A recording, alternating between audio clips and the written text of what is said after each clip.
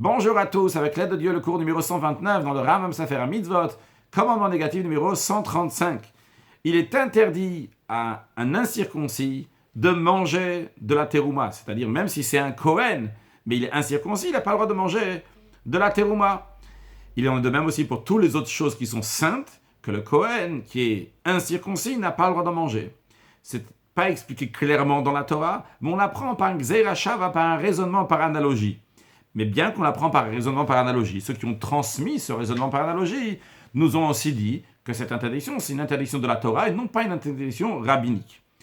Dans le traité Yebamot, il est écrit la chose suivante. D'où on sait que quelqu'un qui est incirconcis n'a pas le droit de manger la terouma, eh bien, la Gemara ramène le raisonnement par analogie. Il est dit à propos du sacrifice de Pessah que Toshav et Sahir, que quelqu'un qui soit un Toshav ou un Sahir, donc là-bas dans le contexte, Toshav et Sahir, comme Rashi l'explique en tous les cas, c'est un ger Toshav, donc quelqu'un qui fait les 7 oies noachides, donc n'est pas juif. Sahir, donc c'est un employé, donc il n'est pas juif, donc c'est un goy, il n'a pas le droit de manger du sacrifice de Pessah. Mais ce qui nous intéresse ici surtout, c'est l'expression que la Torah a employée, pas le contexte. Le mot Toshav et Sahir. En ce qui concerne le sacrifice de Pessah, un Toshav et un Sahir n'ont pas le droit d'en manger.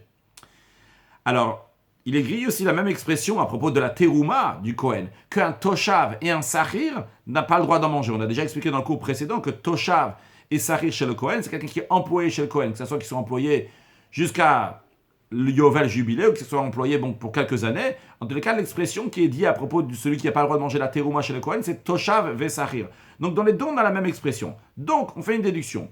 De la même manière que l'expression qui dit Toshav ve Sahir à propos du sacrifice de Pessah, le sacrifice de Pessah, la Torah dit clairement que quelqu'un qui est incirconcis n'a pas le droit d'en manger. Il en est de même aussi pour la terouma, à propos duquel il est dit Toshav ve Sahir, que quelqu'un qui est incirconcis, donc même si c'est un Kohen, mais il est incirconcis, il n'a pas le droit d'en manger. Et il en est de même aussi pour toutes les autres choses qui sont saintes, que si le Kohen est incirconcis, il n'a pas le droit d'en manger.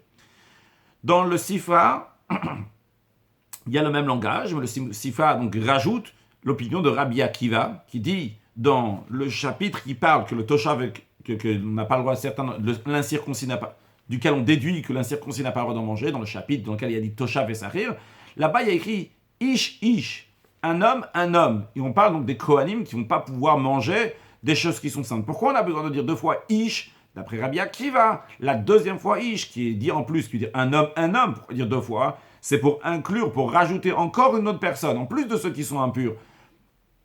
Qu'on ne parle pas ici dans ce commandement, mais qu'on parle là-bas dans le verset, eh bien, une fois Ish, pour nous dire ceux qui sont impurs, mais une deuxième fois Ish, pour nous inclure celui qui est incirconcis, que lui aussi n'a pas le droit de manger de la terouma. Le Rambam rajoute aussi que dans ce traité Yebamot, c'est dit que d'après la Torah, quelqu'un qui est machour, donc c'est quelqu'un qui a tiré sa brit mila, son alliance, sa circoncision, et maintenant on ne peut plus voir que cette personne avait été circoncis, eh bien d'après la Torah, il a le droit de manger de la terouma, parce que d'après la Torah, il est considéré circoncis. Par contre, par ordre rabbinique, les sages ont interdit, parce que cette personne a l'air qu'elle n'est pas circoncis.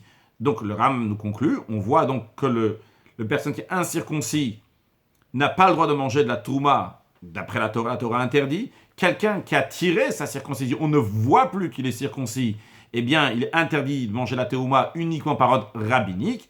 Le Rambam dit, comprend cela. En effet, dans le Talmud là-bas, il y a écrit encore un point, en ce qui concerne ce machour, cette personne qui a tiré sa brit mila, qui doit à nouveau se circoncire, midé rabanan, basé sur les paroles de nos sages.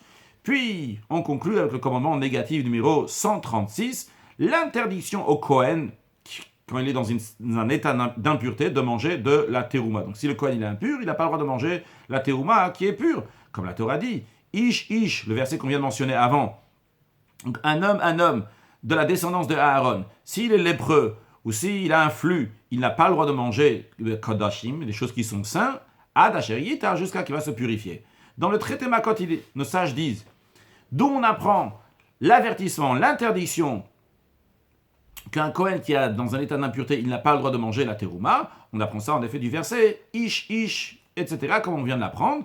Dont on apprend maintenant, c'est spécialement la terouma, il y a juste écrit Bakodashim lo yochal, qui ne va pas manger donc des choses saintes.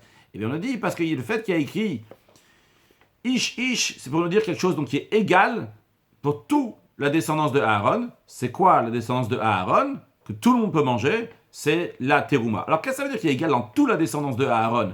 Eh bien, ça veut dire que toute la descendance peut en manger. Quand on dit toute la descendance, ça veut dire aussi bien les mâles que les femelles. Et c'est uniquement la terouma que les mâles et les femelles peuvent en manger, pas les autres choses qui sont données au Kohen. Le Rambam nous dit que cette interdiction a déjà été doublée dans la Torah en disant Veshambu et Mishmat, ils vont garder ma garde. Donc garder ma garde, c'est les Kohanim doivent garder donc, dans un état de pureté, manger cette terouma. Celui qui transgresse cela, il est coupable de mort par le ciel. Et dans le 9e chapitre de Sanhedrin, on compte celui-là, parmi ceux qui sont coupables de mort par le ciel, c'est donc celui d'un Kohen qui est dans un état d'impureté, qui a mangé de la terouma, qui est pure. Et la preuve qu'il ramène, parce qu'il écrivait Shamu et Mishpat, ils soit à la frette, ils vont garder ma garde, ils ne vont pas porter sur eux des fautes. Et pour conclure positivement, au contraire, porter que des mitzvot, des bonnes choses, des actes de bonté, de bienfaisance qui nous amènent la venue de Mashiach. Now, excellente journée.